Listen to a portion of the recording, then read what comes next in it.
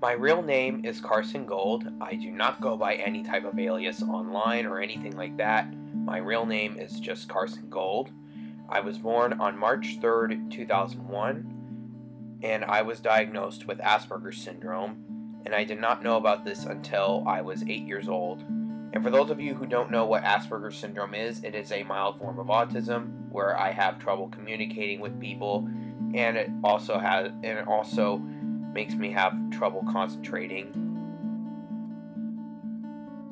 My first actual dictionary spoken word was refrigerator, and when you think about it, it was actually a very complex word to be said. Now, I don't remember how old I was when I actually said the word, but what I do know was that it was a very complex word at the time, and at the time of how old I was when I actually said it.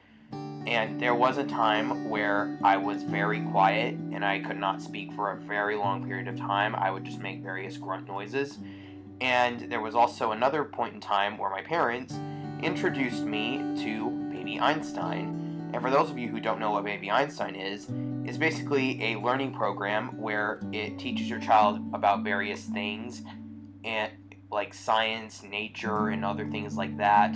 And Baby Einstein became one of the main motivators as to why I learn and why I love to learn and why I love going to school. Whereas most people nowadays, like most students in school that I just hear about nowadays, just don't want to go to school or other things like that. Baby Einstein is why I love learning, and a prime example of this is I didn't even know what an otter was until I saw Neighborhood Animals, and I literally fell in love with otters, and I became fascinated with otters, and they became one of my favorite animals on the planet. And also, because of Baby Einstein, in elementary school I was on the A honor roll, and that was until I went to middle school, and my grades later became A's and B's, same as usual. When I was 5 years old, my parents gave me my first ever mainstream video game console, and it was an Xbox. And yes, it was the 2001 Xbox, not the Xbox One. It was an Xbox. It was just a plain old original Xbox, and it gave me so much memories. And unfortunately, I don't have it because it broke down.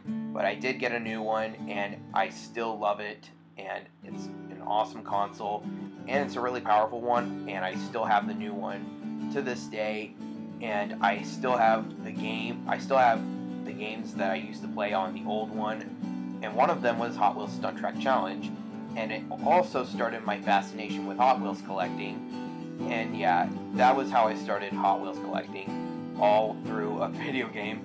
I know, it was very weird how I started Hot Wheels collecting, but yeah, that was basically how I started Hot Wheels collecting, all through a video game. And yeah, and it was also how I started with collecting video games. Now, fast forward all the way to 2013, and this is where my life is actually going to get a little bit twisted, and yes, I am not joking, this is where my life actually gets a little bit twisted here. But in 2013, my best friend ever since I was 2, named Expo, who is actually my dad's German Shepherd, just passed away. And it was very sad for me. And I ended up going into a spiraling depression, and I could not get over the loss. I ended up going into like a mental breakdown because of it.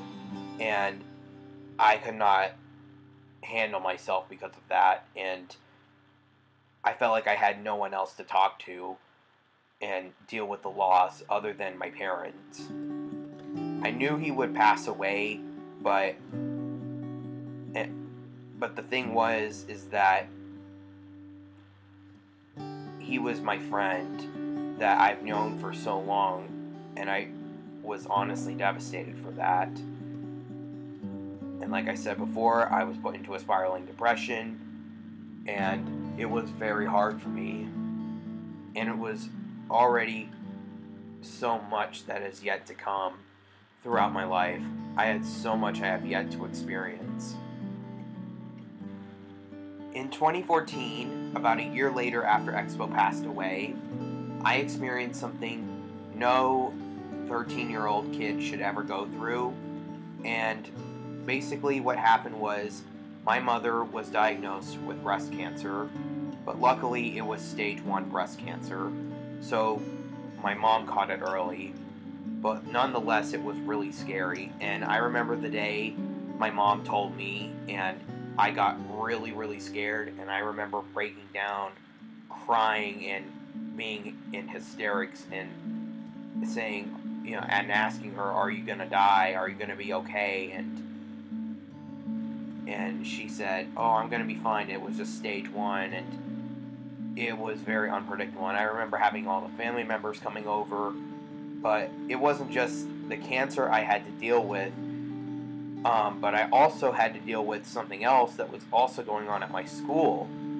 In school, I was dealing with a bully named Matthew who had rodent buck teeth, and he actually looked a lot younger. But the funny thing was, he looked a lot younger than me, even though he was a lot older than me. He was about a year older than me, even though he looks a lot younger than me. This guy had major Tourette syndrome, and there was one time where I told him to stop bullying me, to leave me alone, stop teasing me, because I had all this stress going on in my life and I just couldn't deal with him. And he told me yes, that he would stop and just leave me alone, but being the impulsive person he was, he just didn't leave me alone, and I ended up snapping, and I ended up shoving him, and I ended up going through yet again another psychological breakdown through all the stress that I was going through, because I was so angry from him coming up behind the door and just screaming in my face to try to scare me. And I had to deal with this for several years. Yes, I had to suffer at his hands for several years.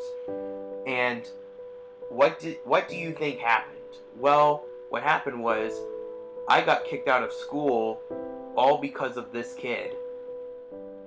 The teachers kicked me out of school for a day, and in order for me to get back in, I had to go to a charter school for 6 weeks in order to get back into school.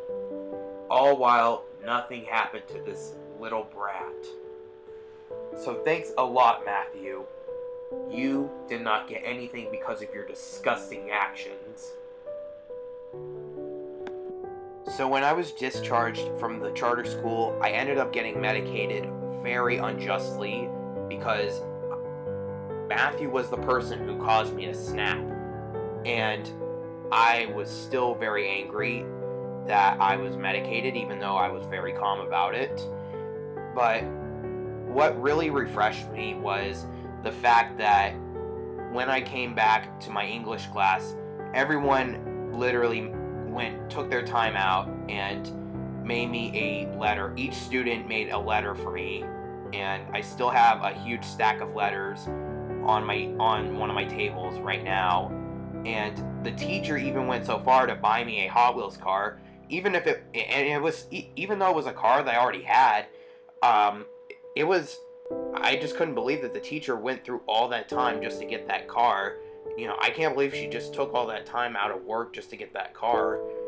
And I really appreciated the car. I think I even cried during that time, because, and this was before the holiday break, and I was absolutely appreciative of what they did, and I appreciated everyone's letters, and I will never forget the teacher for it. So another day came, and my mom was having surgery that day. It was chemo treatment, because she was still going through chemotherapy treatment. And I think it was one of her last chemotherapy treatments. I think it might have even been her last one, I don't know. But it was also one of the days of Hanukkah, and yes, I'm half Jewish and Christian, so I celebrate both holidays.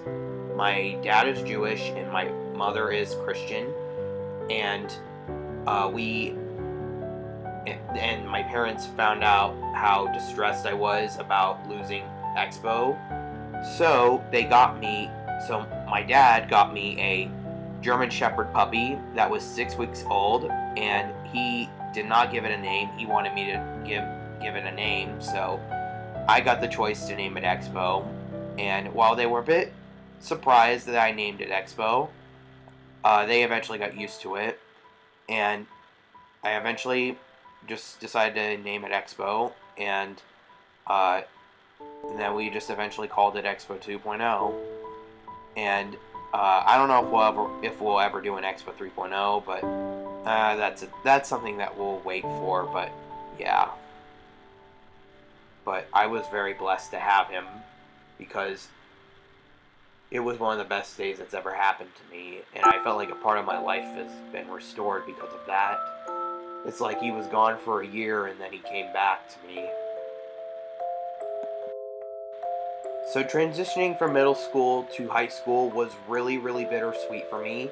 The reason why I had to transition is because the high school that my parents were zoned for, my parents were zoned for that particular school, other than the attending school that I was initially going to go to.